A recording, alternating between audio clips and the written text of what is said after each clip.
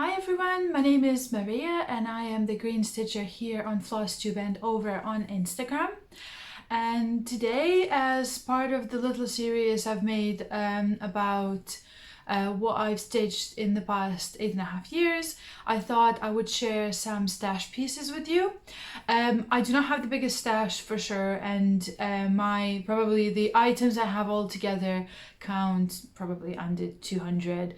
However, I thought just sort of sitting through them and watching all of the things I have might not be the most interesting thing. So instead, I have picked my 10 most favorite cross-stitch patterns that I own.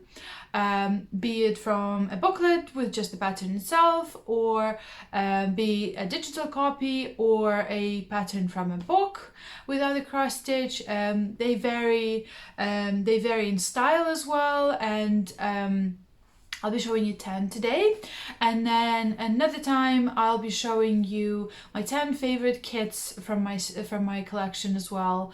Again, varying in sizes, shapes, forms, designers, and so on. So probably let's get to it without further ado. Today I'll be showing you my 10 favorite patterns. For anyone returning to my channel, thank you so much for choosing to spend time with me. And for anyone new, welcome. My name is Maria. I am a cross stitcher from Belarus who lives in UK, and have been cross stitching for about 8.5 years now.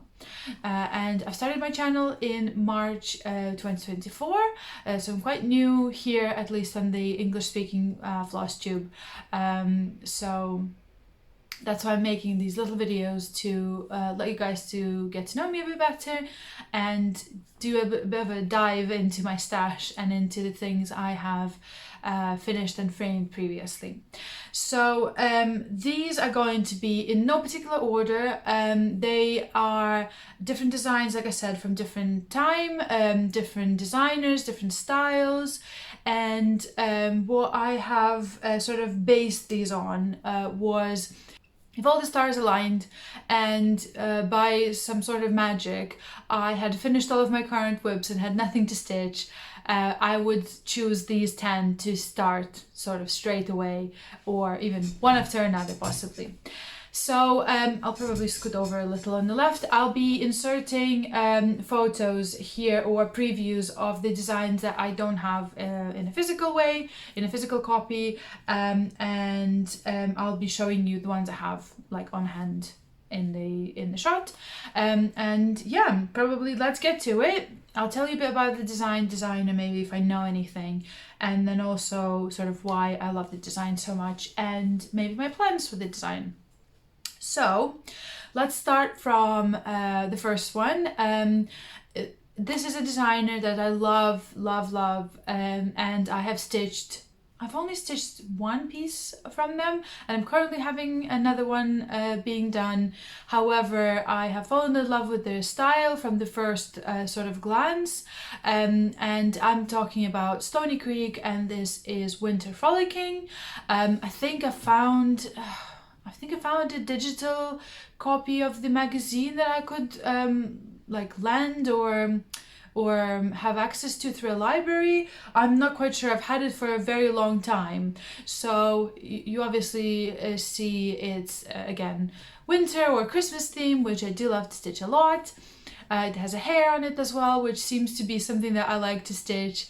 And then it's Stony Creek with their gorgeous signature vintage squarish sort of backstitch, with a lot of changing in colors, with different types of threads being used on a lovely colored fabric as well. And so this design I would love to stitch in 2024. I don't think I would be able to finish it probably with the current situation with my whips. However, if I manage to get my whips down to a few, maybe around 5-6-ish by Christmas time, I think I could let myself have another start. Absolutely love it. Like I said, Stony Creek for me is just so delicious to stitch. I love the way they use the color palette. They never have blends as far as I've seen, as in cotton blends. They'll have a blend of a cotton with a metallic thread or a cryonic, I mean, for the sparkly effect. But I don't think they ever do like blended colors of cotton, and they still manage with the similar shades of the threads to give you that sort of depth of dimension and shades and light. And I really love the way they work with color. I also feel like quite often they use a very similar color palette. This sort of mustardy yellow with a wine red with an olive green, and those are my absolute favorite colors to wear, to live in, and to stitch with. So number 2 is a pattern I have on hand in a physical format, and again, one of my favorite designers, though I haven't stitched enough from them, maybe not stitched anything at all so far, and this is Cricut Collection, and this design is called Playing with Jacks. I have loved it since the moment I first discovered it. I either saw someone stitch it or I saw it in someone's stash, and I decided I needed to have it. I absolutely had to have it. I think the combination of the patterns on the pumpkins and the color of the fabric, and them being so vibrant and bright, and yeah, I just fell in love straight away. And so I've had this for a couple of years now, I think, and I am really hoping I will stitch it this autumn, because look at them, it's just beautiful. And I know not the designs on the list are not massive large designs, so it's not like I'm not stitching them because they're big. It's more that, yeah, I love them very much, and they might not be immediate starts, but they will be starts at some point soon. So this is Cricut Collection. Well, I was pleasantly surprised by this uses just DMCs, nothing else. I think there's no yeah, there's only DMCs, there's nothing else. You get DMC and anchor option if you want. And then I think the other thing that Cricut Collection do is every booklet, at least as far as I've seen, has another little design sort of in addition to the main one that you're buying. In this case, it's a little mitten with an owl. Looks quite cute as well. I think it's a pilgrim owl, or maybe a witchy owl. Yeah, very cute. And I think so the owl uses cryonics, but not the main design. Absolutely love it. Like I said, want to stitch it ASAP, probably this autumn. Right, the next one is a great love, and again, a designer that I absolutely adore, from the older sort of 90s vintage designs to the newer ones these days. I am in love. And this is Shepherd's Bush, and this particular one is called Checkered Sheep, and I'm sure you've all seen it, if not stitched, then at least in people's stash. So it's a checkerboard. You can either stitch it as an actual checkerboard and then FFO it that way, or you can just frame it, and let me just show you like this. Yeah, here's a better sort of view of the finished design. Oh, I'm in love. I don't know, just Shepherd's Bush just has my heart. I love the colors. I love the sort of recurring themes with shepherds and sheep and some fruit, like they always have a pear and a strawberry somewhere in the design, whether it be a little band sampler or a Christmas stocking or something else. So I really love. I think this one is very much a sort of characteristic of the 90s when it was designed. More muted, like gentle colors, rather than some of the newer ones that are quite much brighter with over-dyed fabric used as well. I believe, to my luck as well, this uses all DMCs only. Yes, this is all DMCs, 1997. So I was lucky a few months ago to get a stack of shepherd's bush design patterns from eBay. I've got quite a few that I am not planning to stitch, so I'm gifting them to friends. I'm doing some giveaways on the channel as well, and some of them I was just absolutely in love with, so I kept them for stitching for myself. I'm not sure what I'll do with it when I'm finished. Probably frame it, to be honest with you. I might do like a little tray, you know, with like, if it's covered with glass on top. Could not need to think about that. Right, next one is one of my absolute favorites, and again, something that I think you might have seen. It's a legendary design that a lot of people stitched, and it's beautiful and gorgeous. So I was lucky to find this lovely book, 101 Best Loved Designs from Cross Stitch and Country Crafts, at a flea market in Nottingham for £2. And I had no idea how valuable this book is. I just saw the front cover. I had a quick little flip through where I got it from, and thought, you know, £2 is nothing, so I should just definitely grab it and then decide. And when I opened it properly at home and started looking at the designs that are in here, I was in awe. I would say there's at least 5, maybe 7 designs I want to stitch from here. But one of my absolute favorites is Gathering Honey. This one on your left, I imagine. Gathering Honey. I could not, however, find the name of the designer in here. I had a look here. I had a look where the pattern is. I could not find it. It does look like possibly... the style of it reminds me of Donna Culler's designs, but I'm not sure if it's one of hers. It does remind me of her a lot. So as you'll see, it's just absolutely gorgeous and beautiful.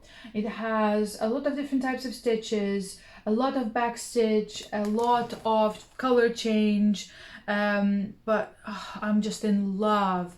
I want stitches so bad, and to be very honest with you, I'm filming this a bit ahead of time in April, and I think I might start it at the end of June.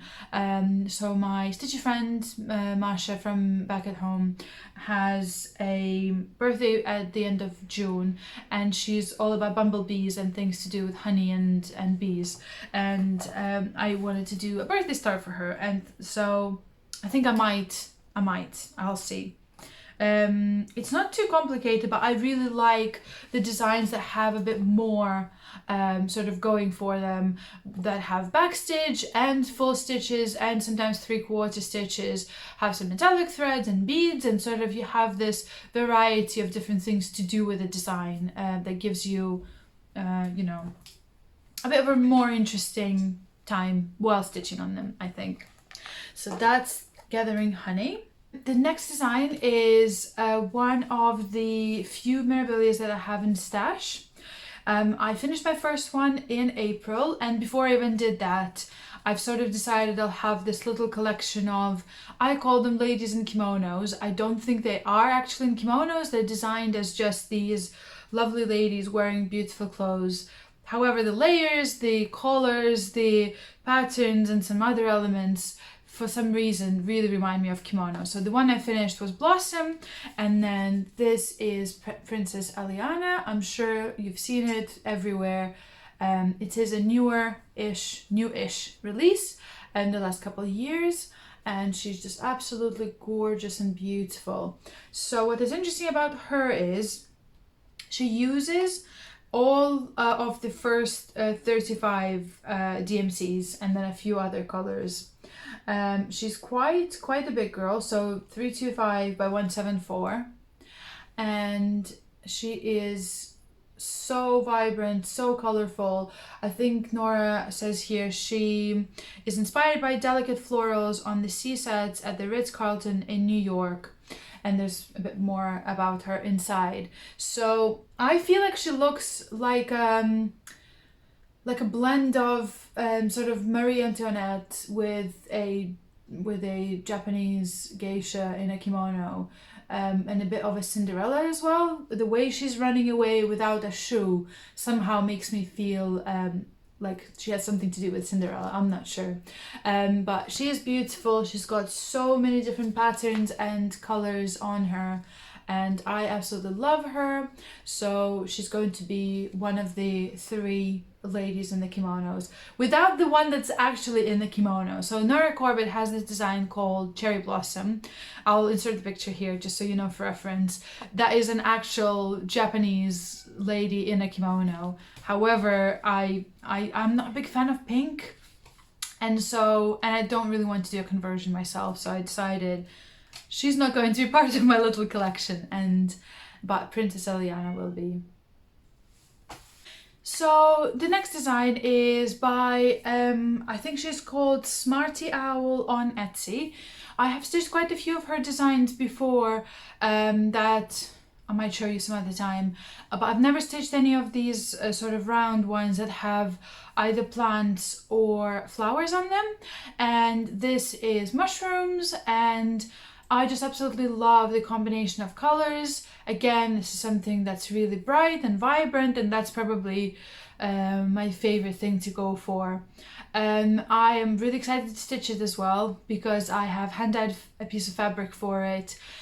Before I got rid of all of my 32 count Lugana, which I no longer stitch on, just because I don't like it. I prefer to stitch on linen at this point. I had a piece that was perfect for it, and I thought I would hand dye it.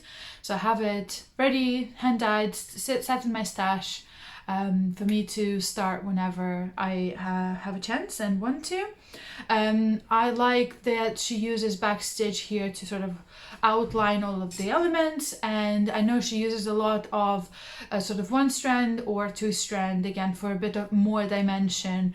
And if I haven't said before, I use 12 size pearl threads from DMC instead of 2 strand regular ones for backstitch. So it's going to be great when it's done. And the next one, again, well, I mean, I can say this about everyone on this list. They are my favorite designers, probably. So the next one is one of my favorite designers. I think she's called, let me have a look. She's called Paradise Stitch. You can find her on inspireUplift.com, as far as I remember, and she has this series of vertical Japanese themed designs. She has the Japanese seasons, which I am currently stitching. Well, I don't have any whips from the series, but I'm not done with the series, and I'm going to finish all of them. And then there is this red spider lily, and I love this design. I think it's absolutely gorgeous. I love that it's quite monochromatic, but with a pop of red color in it. I think it looks great. It would look fantastic on a bit of a mottled grayish fabric. I haven't chosen the fabric for it yet, but I think something, like I said, mottled and grey would look fantastic. Like I said, I love. I don't think I've talked about her much before, or if I have, I haven't sort of said that she uses a lot of different types of stitches, specifically 1 strand half cross stitches, and then 1 strand cross stitches, and 2 strand cross stitches, and 2 strand half stitches. So you get, even with the same color of DMC, I mean, so you get this really three-dimensional effect with the same color being different thickness and different type of stitch, and it just gives the most interesting effect when the design is done. I really love that. Her designs are really simple and easy to stitch, I think, but turn out absolutely gorgeous. So Red Spider Lily will definitely be one of my one of the designs I'll stitch quite soon. The next one is from Mentorinks on Etsy, and I think she's a Russian designer, and she has this absolutely lovely Hobbit on the Threshold design that is all green, and as you know, green is my favorite color, and the combination of all the shades together, and again the full crosses, the half crosses. I know she uses Cryonic in this one as well, so some of it will sparkle. Just absolutely makes me excited and wanting to stitch it. I haven't had a thought about the fabric just yet. I think I will have a proper look at it when I'm closer to starting her. Probably something green. Moira cannot stay by herself. If Valera is sleeping and Mama is busy, she needs all the attentions. So she's back in the room. You can see her little tail sticking out. And let's hope she doesn't nibble on the paper buttons that I have set here on my desk. So yeah, I was talking about the Hobbit on the Threshold. Lovely green design, a lot of interesting stitches and different shades of green. Like I said, I might stitch green on green. I haven't thought it through just yet, and I'll think about it closer to when I'm stitching her. The next design is from Emma Congdon and from her book Cross Stitch for the Earth. Where can I? No, she's decided she's going to sit on my lap. This is the back. Cross Stitch for the Earth by Emma Congdon that got released a couple of years ago. And the design that I picked from here is The World is Full of Magic. It's this beautiful design with these lovely polar animals. You've got the polar bears and narwhals and orcas and squid and a lot of lovely creatures. And so this is going to be a something I stitch as a gift. And so my stitchy friend Masha from back home has lived in the sort of almost polar regions of Russia for a while, and she loves these animals very much, and I wanted to get her a gift. And I've got a hand-dyed fabric that's gonna perfectly match this theme. It's not sort of all one shade. It looks like Aurora background, and so I'm planning to stitch it on that at some point soon. I think this one uses some Cryonic as well. Let me have a quick look. Or no, it uses DMC metallic threads. I will not be stitching with those. I will definitely be swapping them for Cryonic or Petite Treasure braid, whichever matches the color the best. So that's another of my favorites. And then I think number 10, I can't believe we got to the last one so quickly. Number 10 is from a book as well, a book that I got quite recently, but I'm absolutely in love with. And the book is Cross Stitch Happy Days by Kyoko Morioka, a designer behind Gera. And you can find her patterns on creativepoppy.com, the same place you can buy Barbara Anna designs. She has this very unique style. You can see one of the cats on the cover. She has this very unique style. It's sort of primitive, but quite colorful and detailed at the same time. And I really love it. I call it basically Japanese cross stitch. I've had a few designs from Japanese cross stitch designers, and I feel like they have this sort of similar vibe to them. So the design I loved the most from this book, and just absolutely fell in love and really, really want to stitch it, is the jellyfish bag. So she is suggesting you stitch this gorgeous design with all sorts of jellyfish on a natural color linen, and then FFO it into a beach bag for your towels or swimsuit or whatever you want to use it for. And here's a version of it when it's completely done. I love this book, by the way. If you haven't had a chance to have a look at it or buy it, if you are in the UK, I got it from Waterstones. I'm sure you can find it online as well. The publishing company is Tuva. I believe they're from Turkey. Yeah, absolutely lovely design.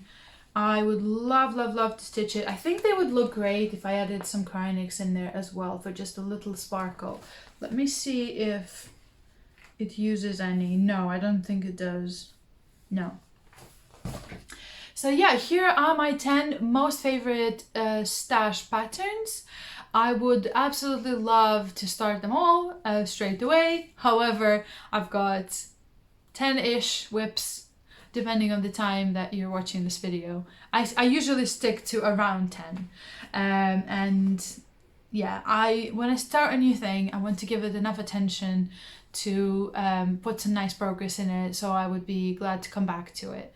I try to do at least 1,000 stitches on a start, sometimes 10% depending on the size of the thing, and I would want to give them attention once I start them. So can't do it with all the whips that I have going on.